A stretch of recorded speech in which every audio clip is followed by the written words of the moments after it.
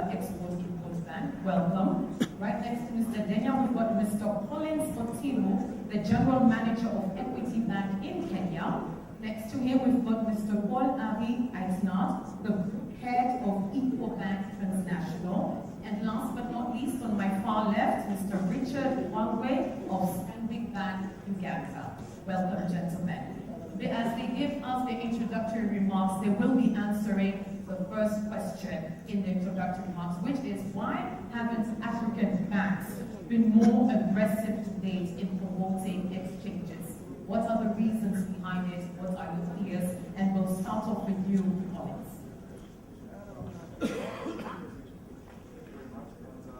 Before I start, I want to thank all of you for staying with us until this time of the day. I think from where I sit, my view is that the session today is about turning commodity into an asset. So effectively what that means, as far as I'm concerned, is converting commodity into cash. So why haven't banks been more aggressive in... Just hold it up a bit. Okay. Yes, all the way up. There you go. So why haven't banks been more aggressive in setting up commodity exchanges? So I think the key reasons really are, the first one probably I'll talk about is legislation, legal framework, as well as government controls. Now, banks are private institutions, and they need to adhere to the legal framework of the respective nationals or regions that they operate in to be able to comply with any regulatory requirements that have been set by the government. So I think that's one of the hindering factors. The other factor really is that there are a number of logistical issues, because you then need to educate the farmers, for example, if it's agricultural products, or you need to educate the miners if it is, other commodities like gold, zinc, and this requires a lot of money that need to be spent by the banks. But at the same time, it requires going down, to the lower levels. And as far as banks are concerned, they're in the banking business, which mainly is, issuing loans and charging interest on those loans. And I think the third point that I may probably talk about is really the investment in IT. Now, there has to be a robust IT platform for there to be, a stable commodity exchange, if it is to be electronically driven. So I think that, there's the issue of access of the exchange by the members, effectively the traders, and probably the farmers, the people who provide these physical commodities. Now, how then do these people get access to these IT platforms? So those are some of the issues that, banking institutions have to think about before really engaging into promoting or progressing exchange programs, commodity exchange in their regions or countries. Okay, thank you, Colin. So you're saying it's the lack of the legal framework, plus logistical issues, investment in technology, plus, of course, education to the local farmers and access for them to these platforms. That is the reason why you're saying banks haven't been aggressive in promoting commodity exchanges. Paul Ari, do you agree with him on that? I think the right question should be probably why banks have not been so involved in agriculture. And the deep irony is that they have been involved in agriculture in the 70s, and they lost a lot of money in it because of two critical factors. The first one is the lack of information in that sector, and the second one was the cost. Lack of information because practically when you have to give a loan to a farmer, from a bank perspective, it is highly challenging to try to have information about the price relating to the product that he's selling, or trying to have information about the volume or the type of production that you have. And in terms of costs, in the past, when you are financing a farmer, what is very costly is clearly monitoring, basically, the loan that you are providing to that farmer. So those were the two barriers, the two challenges that banks had in the past. And when they financed the agriculture in the 70s, they lost a lot of money out of it, and they pulled out of them from that sector in the 80s and the 90s, And they are reconsidering to come back to that sector now. And they are reconsidering to come back to that sector now because of one thing. If one has to take a pause here and consider the future, we can see very clearly that agriculture is at a turning point in Africa, in our opinion. A turning point held mainly by demand that we are having from overseas. Therefore, banks can see now that commodity exchanges such as the one that we have in Ethiopia can provide the transparency that we need in terms of pricing. And also, because of the commodity exchange, you are lowering also the cost in terms of transportation, in terms of infrastructure. So based on that, banks are entitled and more keen currently, in my opinion, to finance anything related to commodities. You started from the past, so those are the current trends right now with the banks. The current trends, I'm going to say that we are having more involvement from the banks. I do not think that we have reached anything close to the ultimate level yet, but clearly I think that in terms of mindset, banks are more keen to be exposed and to be close to agriculture than in the past. Okay. Dennis, your views, please. Thank you, Belinda. From my perspective, I come from an institution which is Pan-African.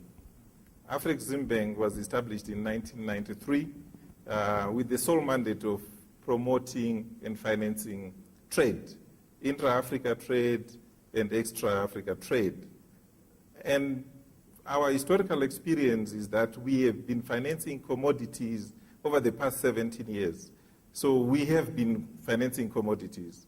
If you look at our cumulative disbursements over that period, we were involved in transactions amounting to $34 billion, $8 billion of which was on our own balance sheet. So we've been positive about financing agriculture. In terms of financing commodity exchanges themselves, we've also been very bullish. We've been engaged with the African Union trying to find a solution to this. And the drawback, as far as we're concerned, is that we have not seen viable projects that we could invest in. When a viable project came across our table, we took an investment in South Africa. So we've always been looking for opportunities that will enhance Africa trade, and we are investors in commodity exchanges. Thank you very much, Dennis. Richard? Yep. As regards the bank that I work with, this is Standard Bank. Standard Bank has got a wide experience in trade, in commodity. This is back at our head office in South Africa. We do actually also do trade, the actual trade, in addition to financing the trade. Now, when it comes to a local environment, look at a local environment like ours in Uganda. Now, what has actually kept Stanbic away from financing the commodities trade is, first of all, we did not have a regulatory arm. Secondly, we did not have warehouses, storage warehouses, where farmers can deposit their grain and therefore use it as collateral. And then three also was the marketing arm. You accumulate the grain, where is it going to be sold?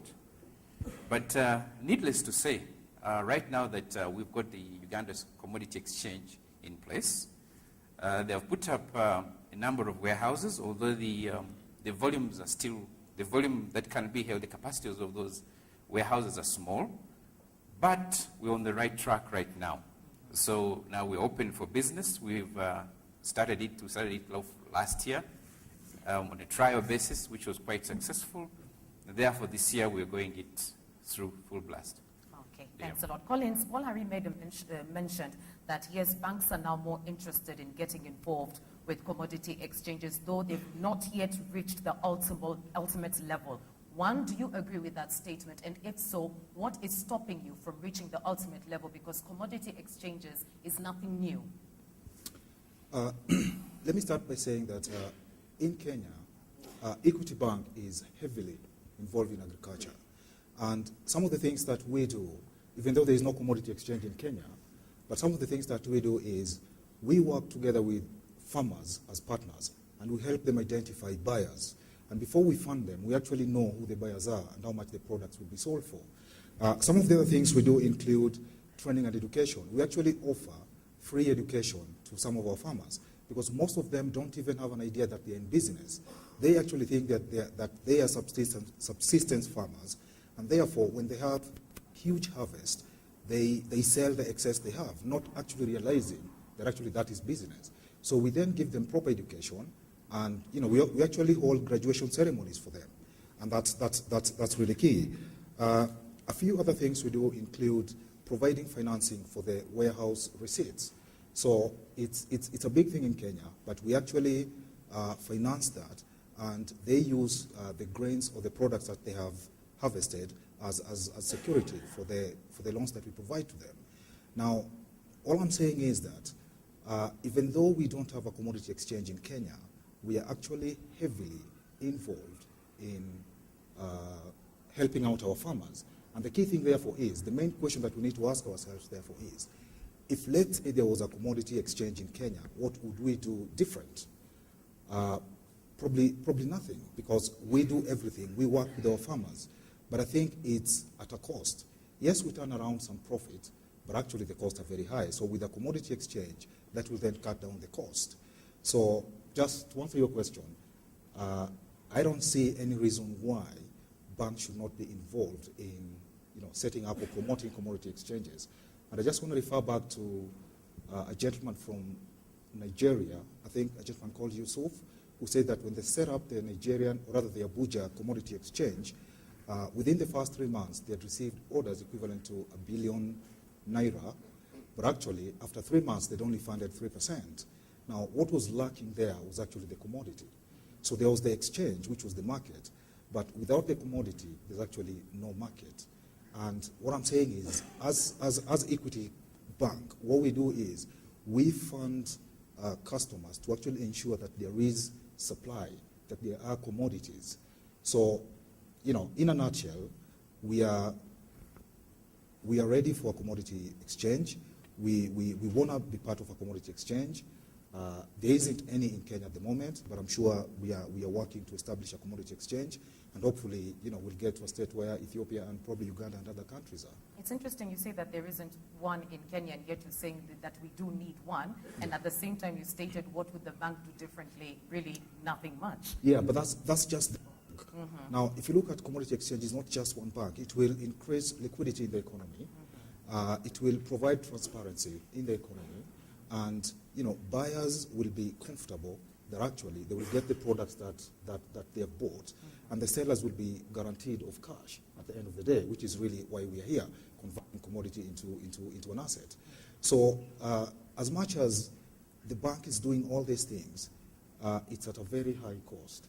Now, with a commodity exchange, we don't need to work with our farmers to actually identify buyers, because the exchange will take care of that. The exchange is actually the market, and there are buyers and sellers on both sides. So the buyer puts an order, the seller has the product there.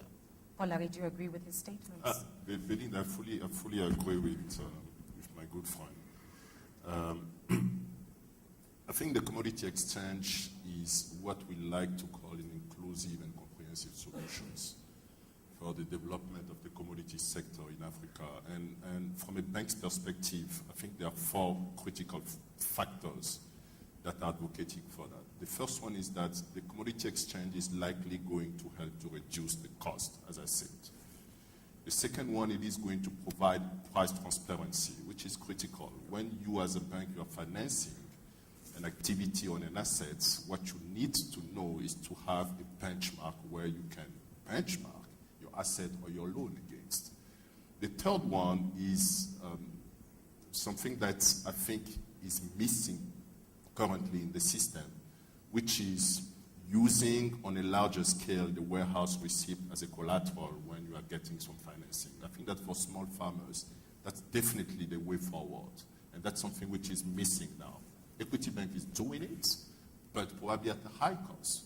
But if you have an harmonized central system, definitely you are having your costs getting reduced significantly. Okay? And the last point, which is critical, and from a bank perspective, what you want and what you like when you are a bank, is volume, is flows coming.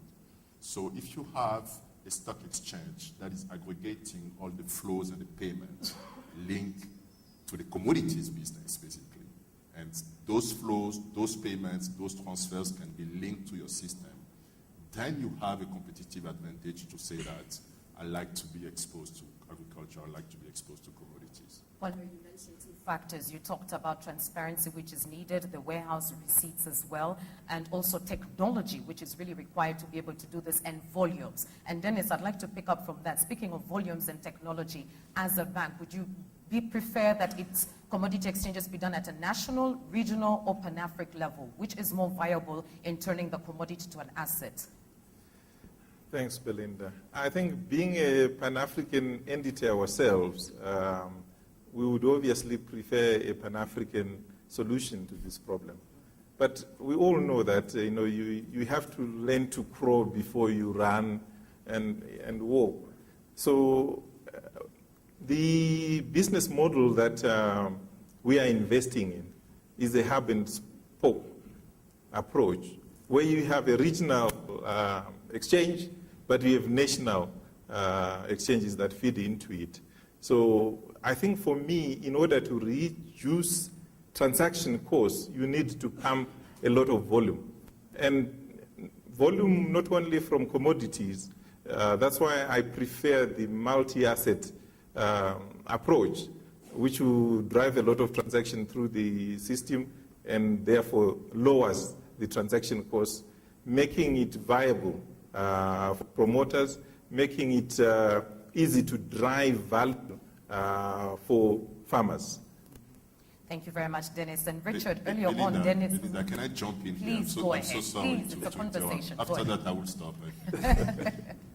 I think my view is that we are very supportive of at least a regional solution.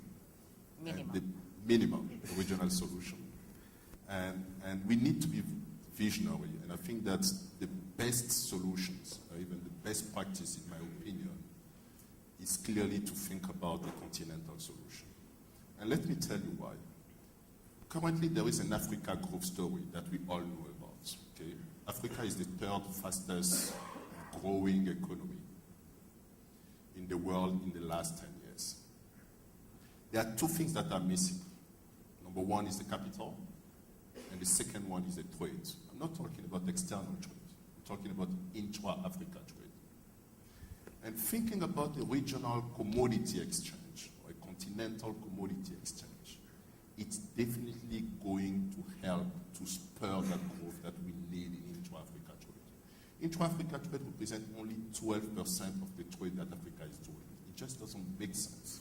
If you look into Asia Pacific, it's 46% of the global trade that they are doing. That's how you create an enabler for development and long-term growth. So commodity exchange on a regional level is once again an inclusive and comprehensive solution to that matter. Dennis, Richard, sorry, are you in agreement with that? Yes, I'm in total agreement with that, because what I would like to bring in is an example. Just use a common example. Leave alone coffee and cotton, of course, which are bought on international markets. But let's look at the food situation in Africa. We have differing seasons right from South Africa up to Central Africa. And at certain points during the year, different countries have shortages of food, and others have excess of it. So in my view, if we developed a regional commodity exchange platform, this will enable the ease of movement of the commodity between the regional countries, which in turn will help alleviate poverty, increase on our food security, and then, on the other hand, leave alone that. But of course, we will be driving volumes. But needless to say, is that before, just as my colleague says, that before you walk, you have to crawl.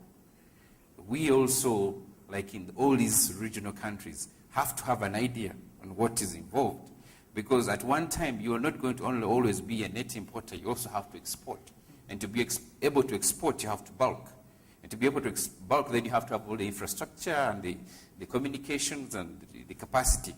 And that, of course, needs to be built internally, locally, within the country before we can look outside. So what will commercial banks do differently in order to promote then the commodity exchange as you learn to crawl before you walk? I think one thing is this, is that, if I can take Uganda as an example. Now, we're moving away from the local middleman trade to a more structured commodity exchange trade. Now, this movement is not an overnight issue because people have got their own fears, they are used to doing things their own way, and there are others who are taking advantage of others because of lack of transparency and information.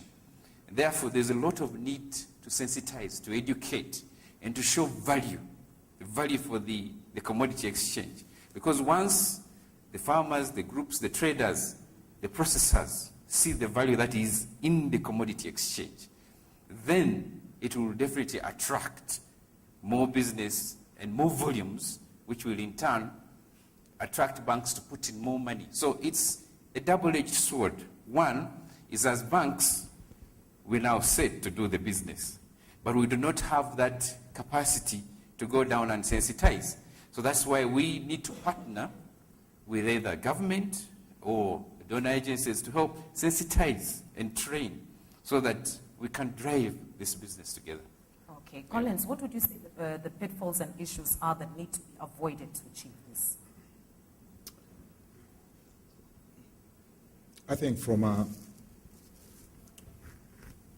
banking perspective, some of the pitfalls, I'd say, or rather the barriers that need to be overcome is probably things to do with,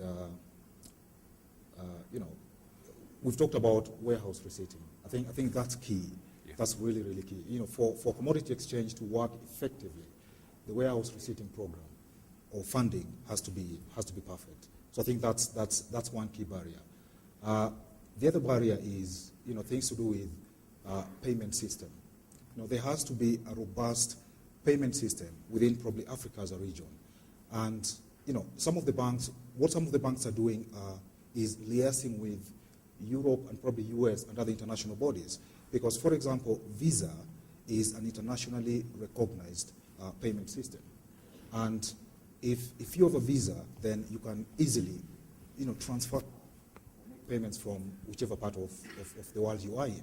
So some of the banks, and in particular, for example, Equity, we are working with Visa to ensure that we have Visa accreditation, whereby then, whether you have an Equity card or whatever card you have, you can easily make payments from wherever you are. So you can pay a farmer can pay you, transaction can flow easily.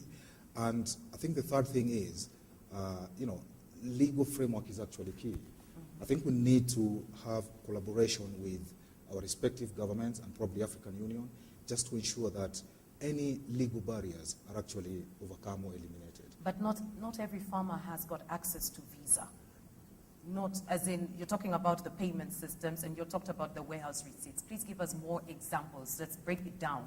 How can we break down the warehouse receipts, which we're saying is imperative for transparency? Yeah, so with warehouse receipt, I think what happens is you've got to have robust warehouses, which are, I would say, for example, registered warehouses, where farmers can actually take their grains, their produce, and whatever. And when they take their grains and produce there, they get a receipt, and they use that receipt as collateral to get funding from the bank. So what then happens is the farmer gets paid today for produce that they haven't sold. They have just kept it in the warehouse, but they have received their cash. They can go ahead and do whatever they want, reproduce or replant or do whatever they want to do with the cash. But if that works efficiently and effectively, then that overcomes any barriers that commodity exchanges may have. Because with a robust warehouse system, there is commodity, so the supply is there. So if there are demands on the other side of 1 billion, as our colleague talked about earlier, you have enough commodity to satisfy that demand. So that's from the warehouse receipt perspective. Paul Harry, we've heard about the warehouses. What about the clearing houses? Because that's also imperative. And of course, I'd like you to pick up as well on the payment system. We start by the payment system. I think what banks need to do, and of course EcoBank also needs to do the same thing, is basically linking their own payment and transfer banking system to the clearing house and the banking and payment system of the commodity exchange. And it will make sense because you create the missing link, in my opinion, by doing that, because currently what is happening is that you may have farmers with current accounts that are involved in commodity exchanges, but you don't have that link between either the money that they're having in their current account and the activities that they're doing on the commodity exchange. If you can create that platform, that bridge basically, that is linking the two platforms, then you get a win-win solution for both the farmers, the commodity exchanges, and the bankers. So I think that's the missing link that bankers have to address. Dennis, do you agree with that? Or is there more you want to add? I do agree with that. I just wanted to add the fact that I think as African institutions, we also need to build our own capacity, even in terms of payment system. My colleague here referred to Visa. But if you look at the EcoBank model, you can see that even without Visa, you can put a payment system that will enable transactions to take place cross borders. Obviously, you need an enabling regulatory environment. You also need common standards.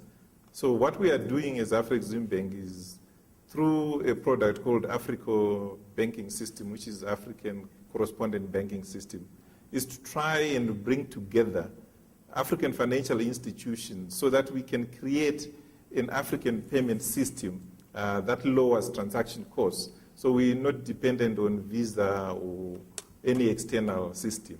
So it's something that can be done, and EcoBank has demonstrated that already. Richard, as we're waiting for technology, because that's an aspect, waiting to educate the farmers, you brought that out. I go back to my earlier question of what are the current trends and what can banks do now? Time is ticking. We've heard earlier on 2 decades ago, the African Union started talking about this. It's 2 decades later, we're still in the same position, and banks are pivotal in making this work. What can we do now? What are the current trends? Well, the current trends are that, one, if I may use an example, right now in Uganda, we do have a simple information system which uses through the mobile cell phones, by SMS to guide you on the prices, the day's prices. And then 2 is really, it's just being aggressive. Because I just realized that in the past year alone, you know, one, there's the issue of a chicken and egg. Who comes in first? The bank would like to sit and say, let the traders, let the farmers come in. And the farmers are outside there saying, let the bankers come. So one thing is, it's just being aggressive. You just have to step out there, go right down to these warehouses, go right down to these cooperatives, to the farmers, and tell them, look, this is what is there. This is what happens. If you come in, we'll do this. And you know, to start off the whole process, just like we've done in the previous year, we actually even incentively priced it to kind of encourage the farmers, the farmer groups, associations, and cooperatives to start depositing their grain into these licensed warehouses. So rather than just sit back and wait, and it will not happen. So you just have to start somewhere. And in so doing so, of course, there are mistakes that we make here and there. And of course, you realize that some of these regulations that were made do not apply. They can actually be a hindrance rather than be a promotion. So you keep on adjusting it until you improve. And that's my view. Rather than just sit back and wait, get out and do it. And then you learn from what is happening and you grow on it. But you're taking us right back to my opening statement. You're saying it's lack of aggressiveness. So why haven't the African banks been more aggressive? Yeah, that's why I said that before the current situation as we are, yes. If I take Uganda, for example, no warehouses, no regulation, no centralized market. So there was no way to do it. Really? Yeah, it wasn't there. Okay. Yes, but now, Now, as we speak now, we have the regulation, the law is in place. We have warehouses, they're in place. We have the Uganda Commodity Exchange, we can sell through them. So now, there's nothing else to stop us. So you're saying the aggressiveness, lack of aggressiveness, is not really been on the part completely of the banks, but also because of legislation and blah, blah, blah, you've mentioned. Yeah. Really? Yes, because that's my view. I think it's both. I think I like to be very practical about this kind of matter. I think banks need to do more. Okay. And I think that is the time to do it now. Why? Because I think we have reached a critical volume, which begins to make sense for a bank to say that I want to invest, to connect my platform to the Ethiopia Commodity Exchange platform, for example. Okay? And I think that in the past, what was missing is clearly that volume that can push banks to be more involved with the commodity exchanges. Okay? And I'm coming back to the regional trade because I think that we need to keep that in perspective. If you take the East African community, which is close to here, the volume of trade going into that region is close to $5 billion US. Okay? And largely commodity trade, regional trade. So if we set up a regional commodity exchange with a regional platform in terms of payment and transfer, like the one that EcoBank is doing, Pan-Africa, you get something which clearly, probably next year when you come here, you won't ask me why are we not doing more. But that's where we need to do. That's the way forward, in my opinion. Okay. And Dennis, currently looking central banks, other regulations, what do you think needs to be amended to encourage financial stakeholding in commodity exchanges? I think the number of issues that needs to be addressed. But I think from our perspective, one important one really is for the central banks to realize that trading on an exchange and using US dollars is a valid transaction so that they can allocate resources. You also need to reduce transaction costs in terms of fees and taxes and realize that trading on the stock exchange, the paper that moves from one place to the other, you need to reduce the taxation that goes with that. So I think regulation needs to be able to safeguard the greater good and not as a means of enhancing revenue by government.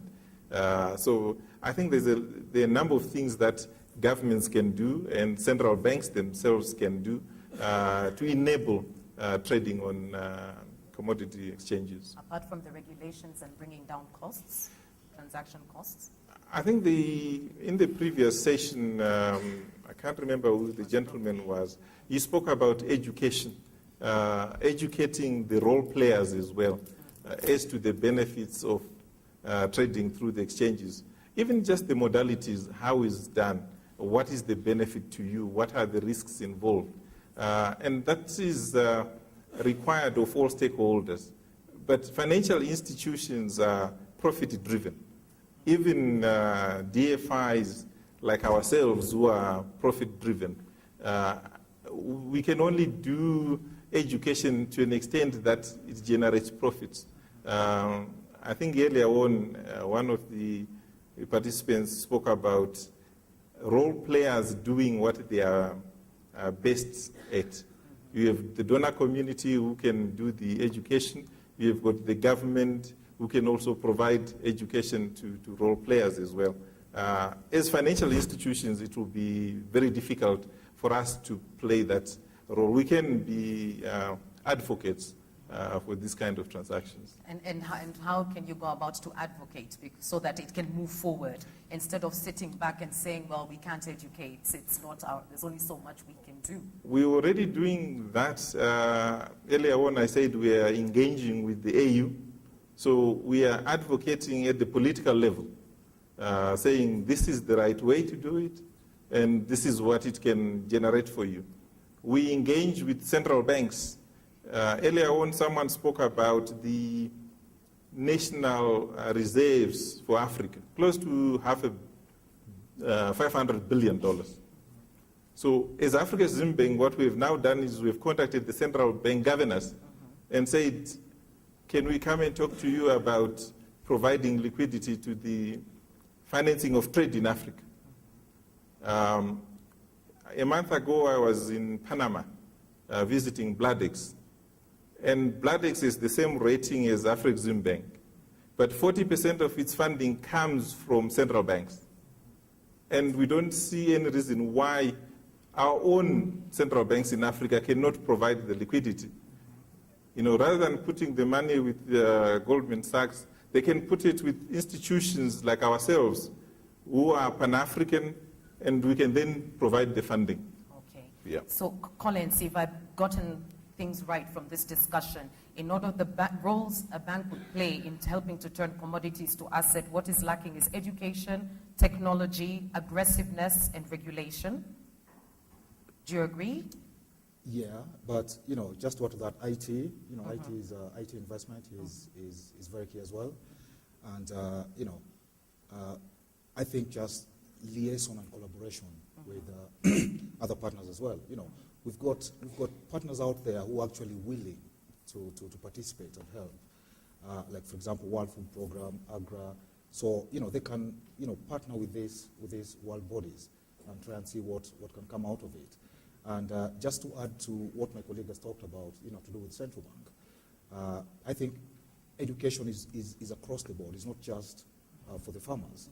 I think if the central bank for respective regions or countries actually had a clear understanding of what commodity exchanges, the benefits of what commodity exchanges can bring, then they would really, really be aggressive in ensuring that each and every country or region has a commodity exchange. I mean, for once, liquidity, exchange will provide excessive liquidity, and that will lead to, growth in the economy and creation of wealth. And I think the other thing which we've experienced in Kenya is the Kenya shilling has been on a slide, since March, and that's really because of effect. So we don't have enough foreign exchange. Now, what this commodity exchange will provide is that much needed foreign exchange, because you've got your products which you can then export and get the much needed foreign exchange. So, yeah. So, Paul Harry, are we on the right track in terms of banks? Are banks on the right track in helping to promote commodity exchanges, in helping to turn commodities into assets? I think we are on the right track. I think what we're going to be seeing in the coming months and years probably from banks is that level of commitment that we have not seen in the past. Level of commitment. And the commitment is based on several structural factors that I'm considering as the demand and the fact that now we have those structures that we did not have in the past, because one has to understand that also the commodity stock exchange is pretty new. I mean, 5 years, right? The most interesting one are pretty new. Ethiopia, of course, is one of the most interesting ones. So I think now that the bank are pretty comfortable with the fact that that kind of structure can be viable in the long run, I think that we will see more partnership between the commodity exchanges and the banks. So I'm pretty much optimistic, if I have to say, very optimistic actually. And EcoBank clearly wants to be part of that journey, if I have to call it that way. So you're saying there's more trust now, so banks are more willing to take the risk. I'd like to take this chance to open the floor for anyone who has questions. Please go ahead. Yes, good afternoon. Please introduce yourself. Good afternoon. My name is Vincent Fautrel. I'm working for the CTA, which is the Technical Center for Agriculture and Rural Cooperation, which is a joint European Union, Africa, Caribbean, Pacific body based in the Netherlands. I have a question, a very quick one. For those countries which have not commodity exchange yet, but who do have warehouse receipt systems, like Kenya, like Tanzania, we heard from Mr. Etna that benchmark and market information system is a critical factor for the banks to be able to lend money. Now, we know that in Africa, MIS, which are often public market information system, are weak. Now, my question for Kenya and maybe Tanzania is regarding your lending operation within the framework of the warehouse receipt system. Do you feel comfortable with the market information system you have now? And if not, would it be completely naive to think that maybe in the future, bank would have also interest in partnering with governments in putting some money to have robust MIS? You got the question? Yeah. Okay, thank you very much. Yes. Just It's to answer okay, your question. Let me just take some more questions. Okay. then Sorry. we can Sorry. wrap Sorry. up. My name is Daniel Chilima, and I'm here representing Agricultural Commodity Exchange for Africa, which is based in Malawi. But I didn't want to say this in a group, but it's based on a regional theme. So basically, mine is more of a comment, and because the theme of regional exchange or national has been cross-cutting throughout all the panels. I just wanted to comment that I think it's more of a fear that more than what we probably can achieve. In Malawi, based on my experience, Agricultural Commodity Exchange is achieving part of a regional commodity exchange. We have a system which is already linked to ZAMES, which is Zambia Commodity Exchange. So the listings that people want to get on the ZAMES are also appearing in the Malawian Commodity Exchange, as well as the ones in Malawi can also appear in Zambian Commodity Exchange. And so far, we've even traded with people that is a Kenyan supplier supplying in the locations in Mozambique, as well as vice versa, as well as a Malawian supplier supplying Lesotho. So we have already done it, and it's working so far, and we are looking at even setting up warehouse receipt storage areas in Beira as well as Mombasa. So we are already going regional. So I think we should actually think out of the box.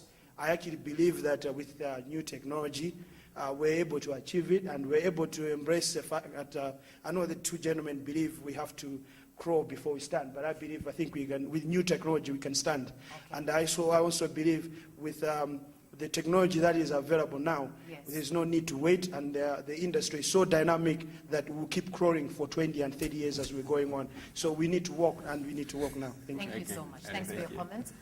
Sorry, sir, since you're with Equity Bank, let's give the others a chance first, since you're being represented. Please go ahead, sir, introduce yourself. Thank you very much. Thank you very much, Madam Moderator. My name is Chris Miyunda. I live in Lusaka, and I facilitate basically various organizations to facilitate producers, farmers to be successful.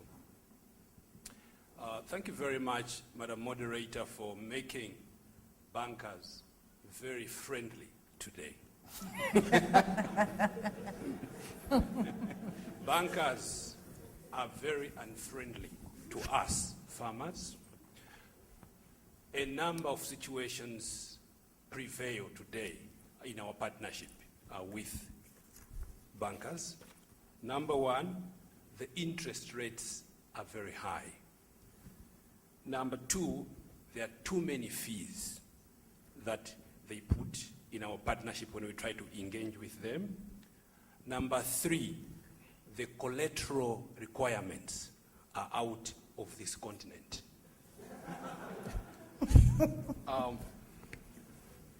But I want to thank the bankers today for the admission that I have heard from the group head of EcoBank and also from Exim Bank in terms of the projects that they are starting. The admission that they will be more aggressive going forward in terms of engaging with producers, in terms of engaging in agriculture. We believe that the future of your business is in agriculture. If you are looking at Africa, the majority of Africans are in agriculture. We derive livelihood mainly from agriculture. So my question and appeal is as to whether you will go forward with that statement that you have made today about your aggression in terms of reducing the interest rates. Because we know that this is not impossible. In Zambia, the interest rates came down, I think, 2 weeks ago because the new government demanded certain things. I don't know why the bankers didn't demand this themselves. But the new government came and found a bottleneck. It was removed immediately, and the interest rates have come down. So I'm appealing, requesting you to be more aggressive in terms of your programs in agriculture, and in those programs include commodity exchanges, because they are key for the development of African agriculture. Thank you very much, Chris. Thank you very, very much. Thank you, moderator. My name's Biamugisha Lamwell, and I come from Uganda, and I'm a farmer from Uganda Cooperative Alliance. Today, I have seen the future of the farmers, and if we could go out of this convention and you don't hear the voice of the farmer, I think it would be unfair. We have challenges as farmers, but today, as I see the vision and the way forward, the commodity exchange is the answer to African farmers, including myself. But we have challenges, and I'm happy that the bankers are here before us. And my colleague from Uganda. Farmers have been, banks have been, fearing. They have not been friendly to the farmers because of different kinds of challenges that we face. But commodity exchange, we are there, but there is a challenge of farmer to be organized so that they can do exactly what we could put in our commodity exchanges. And we also have a challenge of whether, actually I had thought of this also amongst ourselves, whether we have insurers that were on board over this summit. Because, the bankers, they say, farmers will look upstairs by God's mercy. So we need to know how can we be helped in terms of insurance as far as agriculture is concerned in Africa. But this is the way forward. And then today, I don't know, at the end of the summit, we need to move now. We are there, farmers, we are there, and we are ready. We are ready to receive partners, ready to receive people who can organize us in the cooperative, in associations. Yes. And we can produce. And we are very smart. But we have been having challenges, people not thinking about us. Governments, please, the challenge of the governments. Yes, we got your message. Calm down and do something about the Thank you very much, sir. Thank you. Thank you. Gentlemen on that side, please go ahead. Hi, Victor Gitobu, USAID Compete from Kenya. A quick comment and a quick question. It's fun to hit the bankers, but I think our expectations of banks are, a bit excessive. Banks are not structured to entrepreneurial risk. Banks are geared towards what the market provides. Now, I would have to, if you look at some of the things that the banks are doing, for example, we've worked with Equity, who have just done a loan to a farmers group in Kenya for P4P, and that was based on a contract. Stanbic have been looking at innovative ways, both in coffee in Uganda and in Tanzania, in terms of using a farmer group with collateral management. And collateral management is an issue that I probably wouldn't try and delve into, but is an issue for banks as well in agricultural commodities. Technology, I think, is a distraction. In terms of payment systems, we have M-Pesa. It's now bigger than Western Union globally. Why reinvent the wheel, quite frankly? Storage, we have storage. Legislation, I hear what people are saying about legislation, but I think what you need are common rules and regulations that basically protect in terms of arbitration. So my real question here is that to the banks, I think, first of all, the markets have to develop, not the banks. The banks are not going to stand up and create something for everybody else. I think the market players have to come up with a system, have to come up with contracts, have to come up with rules, common rules and regulations. I mean, Rod is here. SAFEX didn't start with legislation. So there are things that we can start with today. We have a payment system that wasn't there before. So my real question is, would it make it easier to the banks if we stopped talking about financing commodity exchanges and talked about financing contracts, financing warehouse receipts, financing structured trade across borders? Would that make it easier to manage the risk and basically move on? Thank you very much, Victor. The final person, please go ahead.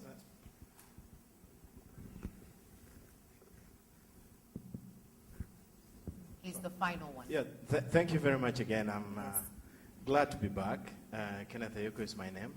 And I'm inclined to agree with Collins that, first of all, if we look at the character of the African farmer, the 80% of the farmers on this continent who do agriculture and who probably are the target of our discussion here to make price discovery for them work and to make them get out of the bottom of the ladder to somewhere called respectable livelihood. They need to trade in something, and that something is their commodity. Unfortunately, their character is that they are dispersed, they are small scale, they don't generate adequate quantities to work alone. And as Victor says, when we develop a warehouse receipting system, right now we are developing a legal framework for working on that. And we are looking at what are the minimum quantities that can be traded, that a farmer can put in the warehouse. And we are thinking of a bottom figure of 540 kilograms, 60 bags. Now, that is, that for most farmers is out of reach. So, but if they are able to put it through working in groups, we need to have an integrity on that paper. Okay. Is that paper convertible? Mm-hmm. We have talked severally here of giving farmers financial literacy. I would like to reverse that. Think without the box if you like. It is probably our politicians who need financial literacy to be able to see that paper as viable and therefore pass the regulations and the laws. Thank you very much. Thank you so much. I'd like my panelists to answer the questions and wrap up. Whilst there is a quick reminder, Victor was asking, will it be easier if you finance contracts in order to minimize risks? There's also the issue of bankers being unfriendly towards farmers in terms of interest rates are too high, too many fees in partnerships and collateral requirements. So Chris was actually asking whether you will go forward with your aggression, as has been stated here, in reducing interest rates to bring a much more friendlier partnership. And Manuel talked about challenge of farmers to be organized. I'm not sure if I agree with you whether it's the bank's responsibility to organize the farmers, but they will be able to answer that, and how they can be helped in terms of insurance. And there was a question from us for the first one of countries with no exchanges, such as Kenya and Tanzania, but they have got a great warehouse receipt system in place. And how do you expand from that? So we'll start with you, Collins. I believe you're ready. Yeah. The first question actually was geared towards you. Yes, yeah, that's fine. Yes. So just to answer the questions that I have answers for and wrap up. I think in Kenya we have a warehouse system at the moment, and as you heard my colleague talk earlier today, he's just mentioned that they're putting together a legal framework where we have a robust warehouse system, whereby there's a minimum quantity that farmers will be required to put in the warehouse. Now that's still in progress. But if I go back to the question that was asked earlier, are we naive or are we vulnerable by funding these warehouse receipts without a proper exchange?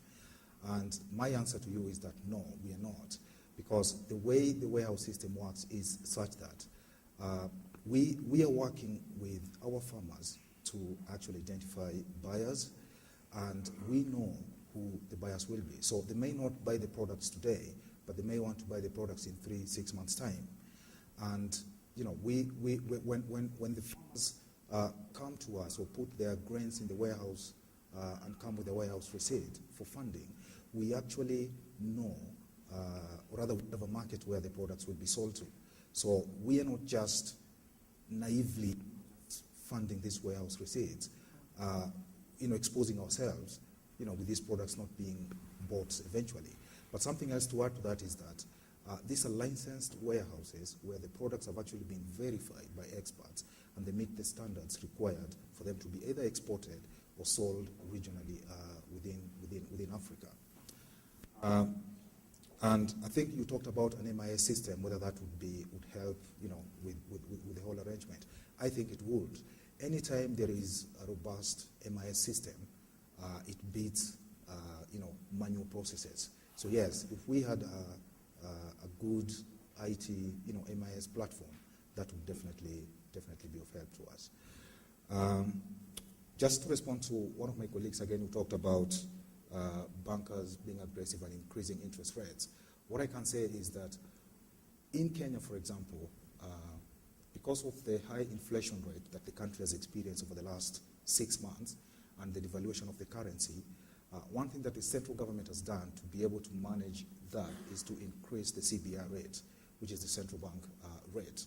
And that's gone from 6% 2 months ago to 11%, and then last week it went to 16%. So as much as we wanted to lend at, let's say, 14 or 15%, we will not be in business if we continue to do that. So all these rates are actually being driven by market forces. And as bankers, we are just responding to market forces. So when the rates go to 22, 23, whatever rates they are, it's not because big profits from all this. It's because we are responding to market forces. And we are not the market. We are just bankers. So I hope you understand that actually we try as much as possible to lend affordably to our small-scale farmers, but we're in business. Otherwise, we'll be out. I mean, the interbank rate, for example, in Kenya today is 27%. So if I am to borrow from another bank to lend a farmer, and then I charge this farmer 14%, but I'm borrowing at 27%, I'll be out of business. So I hope that's clear. And for just to probably answer one more point, on the education bit, I think there's a colleague who talked about educating politicians rather than farmers. I think our perspective really is the farmers are actually our customers and not the politicians. And the reason why we are doing all these things is because if you look at the equity model, we really target the lower end of the population. So probably 70% of our customers are actually the lower end of the population. But we still have large-scale customers. But the lower-end customers, what we've got to do is to ensure that they are properly educated. They understand what savings is. They understand what investment is. They understand that by being in agriculture, they're actually in business as opposed to just doing subsistence farming. So we may not want to go the direction of politicians because that's probably a different direction. But our focus and our customers are actually the farmers. Thank you very much, Collins. Paul? Just 2 comments to add to what Colin has just said. Lending rates are largely driven by market factors. Where I think that banks have a niche is probably in the fees. And I think that once again, commodity exchange is part of the solution, because if you remember my earlier comments, commodity exchange is addressing 2 critical issues. The first one is costs, and the second one is lack of information, price transparency. And if you have a commodity exchange, you are clearly lowering the level of those costs with the bank. My second comment is on the question or on the discussion about what farmers can do to make sure that bankers can be more interested in partnering with them. I think that there are 3 specific things that farmers can do in terms of legal framework, which is going to make our job much more easier. The first one is to make sure that we are applying the best practices in terms of dispute resolution. The second one, I think that one farmer talked about it, is critical in terms of warehouse receipts, conversion and transferability. There is a need to make sure that we have the best practices and that we have the legal framework for that. And the third thing also is that if we begin to use warehouse receipt as collateral, one has to keep in mind that you need to have, or you need to assess at least the warehousing capacity to do that, because you begin to have some collateralized inventories in those warehouses. So if the farmers together can make sure that they put in place best practices, those 3 points, I think that it will make our job much more easier. Thank you very much, Plenary. Dennis? I think I will start with the gentleman who asked the question, if we assume that you are financing contracts and warehouse receipt, will it make it better? As Afreximbank, our model is actually structured trade finance. So that's what we actually do. As I speak right now, we finance contracts and warehouse receipts. So that's what we are doing right now. But what we need to make sure is that the warehouse receipts and the management of the warehouse is in the hands of somebody with integrity.